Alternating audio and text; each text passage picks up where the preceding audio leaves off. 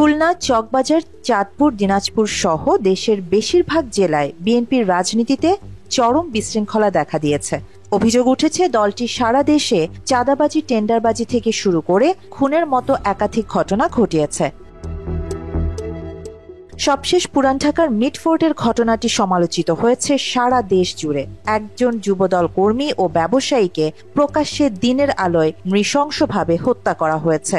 ঘটনার ভিডিও সামাজিক যোগাযোগ মাধ্যমে ছড়িয়ে পড়ার পর অনেকে এটিকে জাহেলিয়াত যুগের নির্মমতা বলে উল্লেখ করেছেন। গণমাধ্যমে এসব ঘটনা অনেকটা একতরফাভাবে প্রচার করা হয়েছে বলেও অভিযোগ উঠেছে। ফলে ঘটনার নেপথ্যের কারণ অনেকাংশে অন্তরালে থেকে যাচ্ছে। মিটফোর্ডের ঘটনায় নিহত সোহাগের ব্যবসায়ী পরিচয়কে প্রথমে সামনে আনা হয়েছে।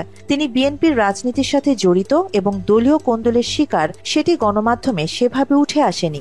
সবখানে নিহত সোহাগকে ভাঙাড়ি ব্যবসায়ী হিসেবে পরিচিত করা হয়েছে, আর ঘটনাটি খুব কৌশলে চাঁদার দাবিতে নৃশংসভাবে খুন হিসেবে তুলে ধরা হয়েছে।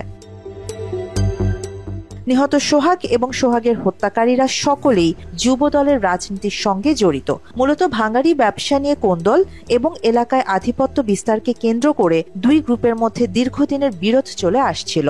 এই বিষয়ে কথা বলেছেন বাংলাদেশের জনপ্রিয় সাংবাদিক ইলিয়াস হোসাইন। তিনি দাবি করেছেন, রাজনৈতিক এই কোন্দলকে সুকৌশলে কাজে লাগিয়েছে বাংলাদেশের গোয়েন্দা সংস্থা।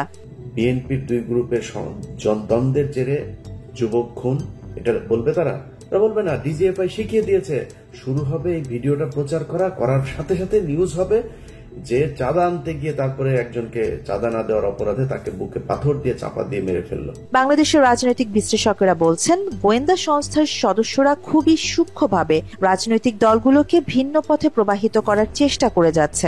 পুরান ঢাকার ঘটনাটি গোয়েন্দা সংস্থার একটি সফল অভিযান।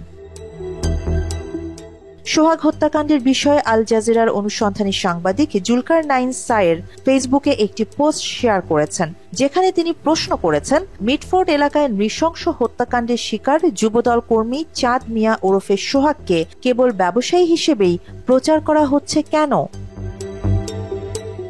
পুরান ঢাকার মিটফোর্ডে সোহাগের হত্যাকাণ্ড নিয়ে কথা বলেছেন বাংলাদেশের জনপ্রিয় রাজনীতি বিশ্লেষক ও অনলাইন অ্যাক্টিভিস্ট পিনাকি ভট্টাচার্য।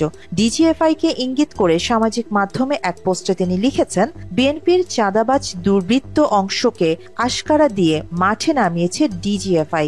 তাদের সূক্ষ্মভাবে মদত দিয়েছে বিরানী আলম নামে পরিচিত সাংবাদিক শাহেদ আলম। সেনাবাহিনীকে উদ্দেশ্য করে পিনাকি আরও লেখেন, ডিজিএফআই এর লক্ষ্যই ছিল বিএনপির বেপরোয়া অংশকে দিয়ে এমন অবস্থা তৈরি করা যাতে দলটিকে ঘৃণিত রাজনৈতিক শক্তিতে পরিণত করা যায়। ঘটনাটিকে পরিকল্পিতভাবে উল্লেখ করেন পিনাকি। এদিকে বাংলাদেশের জনপ্রিয় আরেক সাংবাদিক ডক্টর কনক সরোয়ার মিটফোর্ডের ঘটনায় স্বরাষ্ট্র উপদেষ্টাকে ইঙ্গিত করে ফেসবুক পোস্টে লিখেছেন, বিএনপিকে হেলমেট বাহিনী বানাচ্ছেন জাহাঙ্গীর আলম। তিনি ওই ঘটনার নির্মমতার বর্ণনা দিয়ে আরও লেখেন, জনগণের জানমাল রক্ষা বা ছিনতাই চাঁদাবাজি বন্ধে কঠোর কোনো পদক্ষেপ নিতে পারেনি সরকার, যা ক্রমশ বিএনপি এবং তার অঙ্গ সংগঠনের নেতাকর্মীদের জঙ্গি ছাত্রলীগের হেলমেট বাহিনীর মতো ভয়ঙ্কর পিশাচ হিসেবে গড়ে তুলছে। এ বিষয়ে বিএনপির ভারপ্রাপ্ত চেয়ারম্যান তারেক রহমান ফেসবুকে একটি ভিডিও পোস্ট দিয়েছেন। সেখানে তিনি দাবি করেছেন, অন্তর্বর্তী সরকার ইচ্ছাকৃতভাবে বিএনপির বহিষ্কৃত নেতাদের বিরুদ্ধে ব্যবস্থা নিচ্ছে না।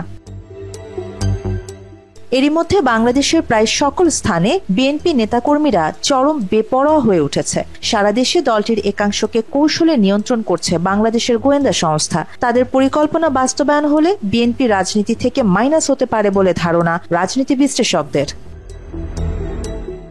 আরিবা জাহান, বাংলা এডিশন।